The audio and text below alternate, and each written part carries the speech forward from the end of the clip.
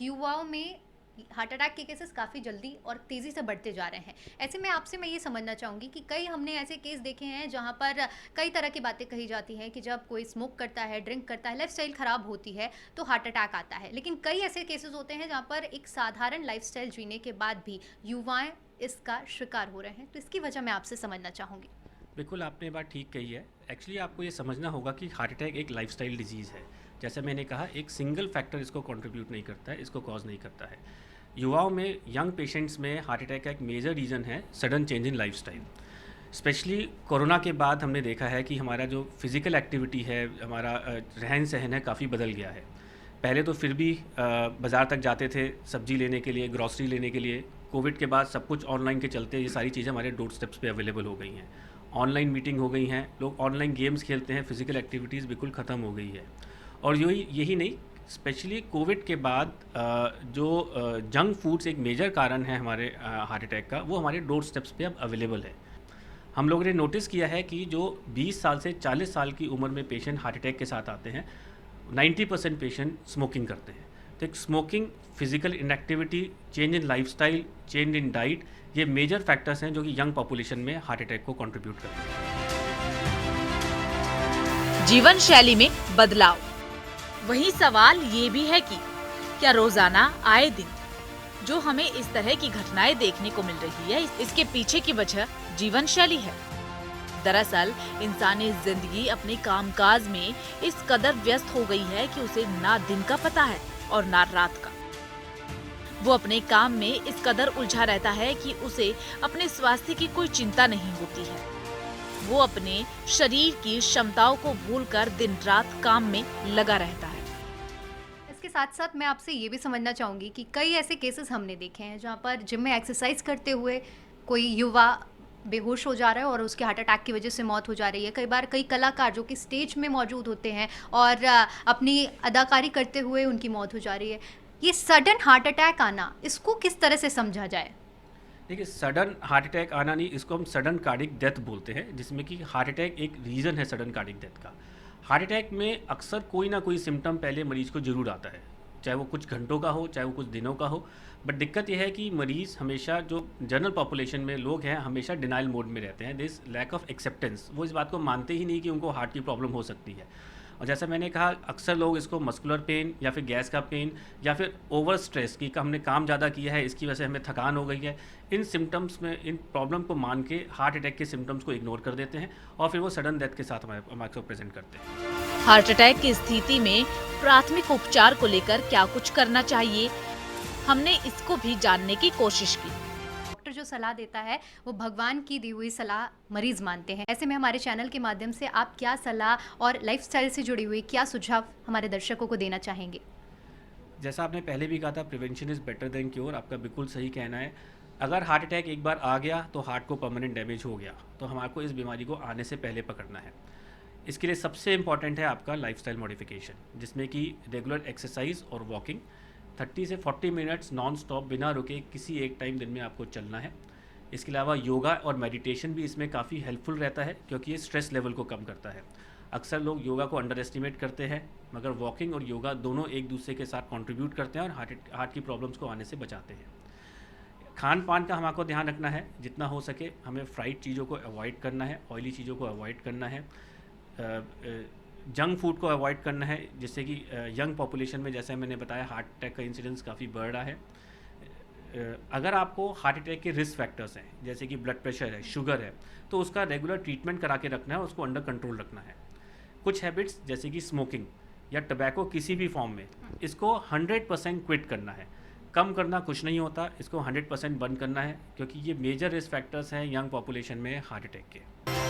इसके साथ ही यशोदा अस्पताल में जब एक मरीज हार्ट से जुड़ी समस्या लेकर पहुंचता है, तो इमरजेंसी से लेकर कैथ लैब तक उसे कैसे ट्रीट किया जाता है, इस पर डॉक्टर से बातचीत हुई। इस दौरान स्टांट कैसे डाला जाता है, क्या प्रक्रिया होती है, इसको जानने और आप तक पहुंचाने का प्रयास किया है। इसके अलावा आपसे ये भी समझना बहुत ज़्यादा ज़रूरी हो जाएगा कि जब कोई मरीज़ यशोदा अस्पताल में आता है तो इमीडिएट ट्रीटमेंट किस प्रकार से इस अस्पताल में दिया जाता है हार्ट अटैक आने के बाद? देखिए, इस बात की शुरुआत मैं यहाँ से करूँगा कि इमीडिएट ट्रीटमेंट घर पे क्या करना चाहिए। अगर आपको सबसे पहले हार्ट की बीमारी का शक है, छाती में दर्द है, पसीना आ रहा है, साथ में छाती में जलन हो रही है, तो आपके पास डिस्प्रिन की टैबलेट है तो उसे पानी में घोल के ले लेना चाहिए और इमीडिएटली नियरेस्ट अस्पताल में जाना चाहिए। अस्पताल में पहुंचते ही सबसे पहले डॉक्टर आपका ईसीजी करते हैं। हमारे यहाँ पे इमरजेंसी में 24 आवर्स ये सर्विस अवेलेबल है। जैसे ही कोई भी पेशेंट छाती के दर्द से या किसी भी ऐसे सिम्टम के साथ आता है कि हमें लगता है कि हार्ट की प्रॉब्लम है, तो सबसे पहले उसका ईसीजी किया जाता है। ईसीजी में अगर बीमारी समझ में आती है तो ठीक है, नहीं तो हम इसके बाद कुछ ब्लड टेस्ट करके कंफर्म करने की कोशिश करते हैं। अक्सर मेजर हार्ट अटैक ईसीजी में पकड़ में आ जाते हैं, इसके आगे हमें कोई और टेस्ट करने की ज़रूरत नहीं पड़ती है। अब हार्ट अटैक होता इसलिए है कि हार्ट की कहीं पे किसी नस में ब्लड का क्लॉट आके फंस गया है और हार्ट के हिस्से को खून जाना बंद हो गया है। इसका जो मेन इलाज होता है इस ब्लड क्लॉट को हटाना होता है। यशोदा अस्पताल के इको कार्डियोलॉजी सेक्शन में है, जहाँ पर डॉक्टर साहब इको को पूरी तरह से अब हमें डेमोन्स्ट्रेट करके बताएंगे कि जब एक मरीज़ यहाँ पर पहुँचता है तो किस तरह से इको का पूरा प्रोसेस किया जाता है। जी डॉक्टर साहब। इको एक तरीके से अल्ट्रासाउंड मशीन की तरह होती है। जैसे पेट का अल्ट्रासाउंड किया जाता है, ऐसे ही हार्ट के अल्ट्रासाउंड को इको कार्डियोग्राफी कहते हैं। इको में हम पता करते हैं कि हार्ट की ताकत कैसे है और हार्ट के वैल्व्स कैसे हैं। इससे हमें पता चलता है कि अगर मरीज़ को सांस फूलने की दिक्कत है तो वो हार्ट से हो रही है या किसी और कारण से हो रही है, और अगर मरीज़ को पहले कभी हार्ट अटैक हो चुका है तो इससे इसको पकड़ने में काफ़ी आसानी होती है। आप देख सकते हैं ये इको कार्डियोग्राफी हो रही है मरीज़ की। इसमें हार्ट के वैल्व्स दिखाई दे रहे हैं, एक वैल्व यहाँ है, एक यहाँ है। ये हार्ट के खाने हैं और ये ठीक से काम कर रहे हैं इस मरीज़ के। इसमें हम ब्लड के फ़्लो को भी देख सकते हैं कि ब्लड कहाँ से कहाँ फ़्लो कर रहा है। कोई वाल्व सिकुड़ा हुआ है, स्टेनोटिक है, या किसी वाल्व में लीकेज है कि नहीं है, वो भी इससे हमें पता चल जाता है। इको के बाद बारी आती है स्क्रीनिंग टेस्ट की, यानी कि अगर किसी मरीज को शक हो रहा है कि उसे हार्ट से जुड़ी हुई कोई बीमारी हो सकती है तो तब काम आता है ये स्क्रीनिंग टेस्ट। स्क्रीनिंग टेस्ट के कई पार्ट होते हैं और इसी का एक अभिन्न अंग माना जाता है टीएमटी, यानी कि आपको जब पेशेंट पहुंचता है तो उसको ट्रेडमिल में यहाँ पर स्ट्रेस टेस्ट कराया जाता है, दौड़ाया जाता है और उसकी जो पूरा प्रोसेस है उसके थ्रू समझा जाता है। डॉक्टर साहब, ट्रेडमिल टेस्ट के बारे में हम आपसे जानना चाहेंगे कि कब पेशेंट का किया जाता है और कैसे इसके रिजल्ट ये बयां करते हैं कि ये हार्ट का पेशेंट है। ट्रेडमिल टेस्ट एक स्क्रीनिंग टेस्ट है। अगर कोई मरीज़ हमारे पास चेस्ट के सिम्टम्स के साथ आता है और हमको हार्ट की बीमारी का शक है कि शायद उसको हार्ट की प्रॉब्लम है कि नहीं है, तो इसके लिए ट्रेडमिल टेस्ट किया जाता है। ट्रेडमिल टेस्ट में हम मरीज़ को ट्रेडमिल पे चलाते हैं, प्लस साथ में उसका ईसीजी निकालते हैं और ईसीजी के थ्रू हम ये आइडेंटिफाई करने की कोशिश करते हैं कि जब मरीज़ अलग अलग स्पीड से चल रहा है तो हार्ट के हर हिस्से को पूरा खून जा रहा है कि नहीं जा रहा है। हार्ट की नसों में अगर ब्लॉकेज हो, स्पेशली अगर 70% 80% से ज़्यादा ब्लॉकेज हो, तो ट्रेडमिल टेस्ट हमको इनको आइडेंटिफाई करने में हेल्प करता है और ट्रीटमेंट में भी हेल्प करता है। अगर हम इन बीमारियों को टाइम से आइडेंटिफाई कर लेते हैं तो हम मरीज़ को हार्ट अटैक से बचा सकते हैं। स्क्रीनिंग टेस्ट का ही एक हिस्सा होता है हॉल्टर टेस्ट। तो आइए जानते हैं डॉक्टर साहब से कि ये हॉल्टर टेस्ट कब किया जाता है और आखिर इससे क्या रिजल्ट्स एक पेशेंट में हमें देखने को मिलते हैं। जी। कुछ मरीज़ हमारे पास आते हैं जिनको कि धड़कन की प्रॉब्लम होती है। धड़कन की प्रॉब्लम होना भी अपने आप में जानलेवा होता है। कुछ ऐसे पेशेंट्स होते हैं जिनकी फैमिली में सडन कार्डियक डेथ की हिस्ट्री होती है। ये ज़रूरी नहीं कि हार्ट अटैक की वजह से हो। कुछ लोगों की हार्ट की इलेक्ट्रिकल सिस्टम में प्रॉब्लम होती है, जिससे धड़कन तेज़ होना, धीरे होना और वो जानलेवा हो सकती है। इन सब को पकड़ने के लिए हम हॉल्टर टेस्ट करते हैं। हॉल्टर टेस्ट एक आम भाषा में बात करी जाए तो एक 24 आवर ईसीजी मॉनिटरिंग है। इसमें एक छोटी सी मशीन होती है। इस मशीन को हम पेशेंट को लगा के घर भेज देते हैं। ये कम से कम 24 घंटे के लिए ईसीजी रिकॉर्ड करती है। इसको हम बढ़ा के 3 दिन और 1 हफ्ते तक भी कर सकते हैं। इसके बाद हम इसको कंप्यूटर पे एनालाइज करते हैं कि 24 घंटे में जब मरीज़ चल रहा था, सो रहा था, बैठा था, उस समय धड़कन कैसी थी, कब तेज़ हुई थी, कब धीरे हुई थी। और बहुत सारी हार्ट की ऐसी जानलेवा बीमारियां होती हैं जो कि हम एंजियोग्राफी से भी नहीं पकड़ सकते, टीएमटी से भी नहीं पकड़ सकते, वो हॉल्टर में पकड़ में आती है। मरीज आए थे जिनको कि दिल का दौरा पड़ा था, हमने इनकी एंजियोग्राफी करी है। एंजियोग्राफी हाथ से भी करी जाती है, पैर से भी करी जाती है। इसमें कोई चीरा टाका नहीं लगाया जाता है, कोई कट नहीं लगाया जाता है। पैर से या हाथ से एक कैनुला डाल के उसके थ्रू एक पतली ट्यूब होती है जो कि हार्ट के तक जाती है और इसमें हम दवा डालते हैं। दवा हमको बताती है कि कहाँ पे ब्लॉकेज है, कितना ब्लॉकेज है। अगर इस मरीज़ की बात करी जाए, क्योंकि इनको मेजर हार्ट अटैक आया था, जैसा कि मैंने बताया कि एक्सपेक्टेड था, इनकी नस यहाँ पे आके, इस जगह पे आके 100% बंद हो गई है। ये नस यहाँ से लेके यहाँ तक बड़ी नस होती है, यहाँ खून नहीं जा रहा है, जो कि इसमें दिख ही नहीं रहा है। इस हिस्से को खून ना जाने की वजह से मरीज़ का हार्ट कमज़ोर होता जाता है, मरीज़ को छाती में दर्द होता है और इलाज इसका होता है कि तुरंत इसको खोला जाना चाहिए। तुरंत हमने एंजियोग्राफी करने के बाद जो नस इनको परेशान कर रही थी उसमें तार डाली, तार डाल के बलून से सफाई करी जिससे कि नीचे खून जाना शुरू हो गया। उसके बाद ये नस दोबारा बंद ना हो जाए उसमें हमने यहाँ पे एक स्टेंट लगाया।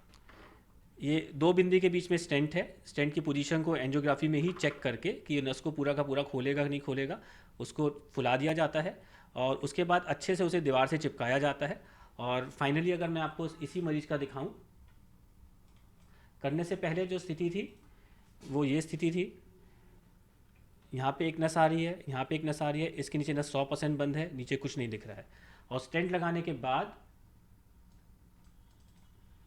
ये उसी नस को फिर से देखा जाए तो ये नस पूरी ऊपर से लेकर नीचे तक खुल गई है, हार्ट को खून जाना शुरू हो गया है।